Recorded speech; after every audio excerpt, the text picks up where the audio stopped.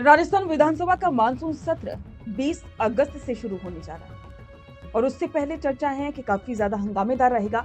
लेकिन आपको बता दें कि मानसून सत्र से पहले मुख्यमंत्री भजनलाल शर्मा दिल्ली पहुंचे और दिल्ली में गृह मंत्री अमित शाह के साथ साथ उन्होंने कई अन्य मंत्रियों से भी मुलाकात की, जो कि चर्चा का विषय बनी हुई है।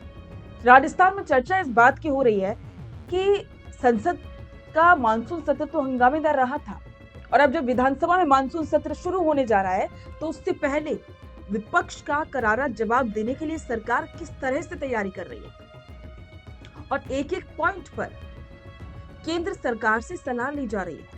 गृह मंत्री अमित शाह, जो कि राजनीति के चाणक्य कहे जाते हैं, उनके साथ में मुख्यमंत्री भजनलाल शर्मा की मीटिंग होना कई मायनों में इसी बात का पुख्ता एक तरीके से सबूत है कि अब राजस्थान में सरकार विपक्ष का जवाब देने के लिए पूरी तरह से तैयार हो रही है। हर एक मोर्चे पर जवाब देने के लिए तैयार हो रही है। नमस्कार, स्वागत है आप सभी का द फैक्ट इंडिया पर और मैं हूं आपके साथ पूजा जादौन। तो चलिए आज इस वीडियो में मैं आपको बताती हूं कि आखिरकार में ये जो मीटिंग हुई दिल्ली में मुख्यमंत्री के साथ में, उन मीटिंग का मकसद क्या था और अब संसद का मानसून सत्र तो जितना हंगामेदार रहा जो रहा, क्या वाकई में राजस्थान विधानसभा का मानसून सत्र भी उतना ही रहेगा? सबसे पहले बात करते हैं देश के गृह एवं सहकारिता मंत्री अमित शाह से हुई मुख्यमंत्री की शिष्टाचार और रणनीतिक भेंट की। 6 अगस्त को हुई इस बैठक में राजस्थान के विकास और सुरक्षा से जुड़े कई अहम बिंदुओं पर चर्चा हुई। मुख्यमंत्री भजनलाल शर्मा ने शेखावाटी और राजस्थान के लिए बेहद अहम माने जाने वाले यमुना जल समझौते को लेकर के केंद्र सरकार और गृह मंत्री का आभार व्यक्त किया। प्रदेश में सहकारिता आंदोलन को और अधिक मजबूत और पारदर्शी बनाने पर विस्तार से चर्चा हुई। राजस्थान के पाकिस्तान से लगते बॉर्डर जिलों में इंफ्रास्ट्रक्चर, सुरक्षा और समग्र विकास को लेकर के रोडमैप तैयार करने पर भी बात हुई। प्रदेश की कानून व्यवस्था और पुलिस बल को आधुनिक और प्रभावी बनाने के लिए केंद्र राज्य समन्वय पर सहमति भी बन चुकी है। गृह मंत्री से मुलाकात के बाद मुख्यमंत्री पहुंचे केंद्रीय युवा कार्यक्रम एवं खेल मंत्री मनसुख मंडाविया के पास। राजस्थान में खेलों के बुनियादी ढांचे और युवाओं के रोजगार को लेकर के इस बैठक में बड़े फैसले लिए। राजस्थान के ग्रामीण और शहरी इलाकों में आधुनिक खेल सुविधाएं और स्टेडियम विकसित करने पर जोर दिया गया।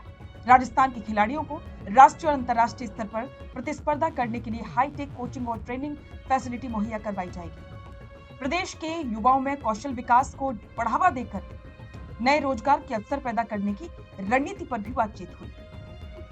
राजस्थान में पर्यटन और व्यापार को नई उड़ान देने के लिए मुख्यमंत्री ने केंद्रीय नागर विमानन मंत्री किंजरापू राम मोहन नायडू से मुलाकात की। इस बैठक का मुख्य फोकस राजस्थान के एयर कनेक्टिविटी को मजबूत करना था। छोटे बड़े शहरों का हवाई नेटवर्क जयपुर, उदयपुर, जोधपुर, बीकानेर और कोटा जैसे प्रमुख शहरों को देश के अन्य बड़े शहरों और अंतर्राष्ट्रीय रूटों से जोड़ने पर चर्चा हुई।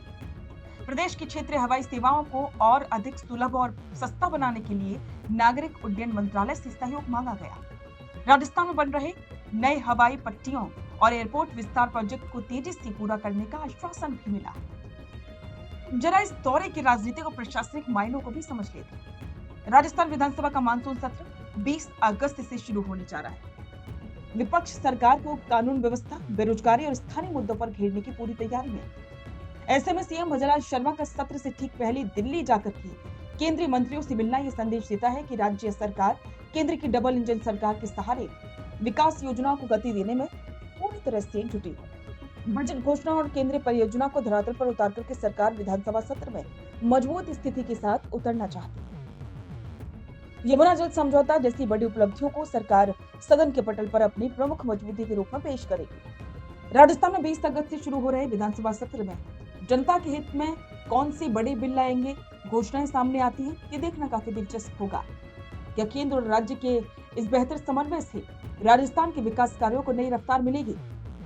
ये भी एक बड़ा सवाल। राजस्थान की विधानसभा के सत्र पर सबकी निगाहें टिकी हैं कि सरकार कौन कौन से बिल लेकर के आएगी, सरकार जनता के लिए क्या कुछ नया करेगी और इसके अलावा सरकार कांग्रेस को जवाब कैसे देगी। ये तमाम वो सवाल हैं जो अब सभी के मन में चल रहे हैं। तो अब देखना होगा कि जब 20 तारीख से विधानसभा का सत्र शुरू होगा तो क्या क्या तस्वीरें राजस्थान से देखने को मिलेगी। तमाम अपडेट्स के लिए बने रहें द फैक्ट इंडिया के साथ और इस पर आपके विचार कमेंट बॉक्स में भी जरूर साझा करें। अपना पॉडकास्ट शुरू करना चाहते हैं और चाहते हैं कि पहले दिन से उसे लाखों लोग देखें, तो अब ये पॉसिबल है जयपुर में।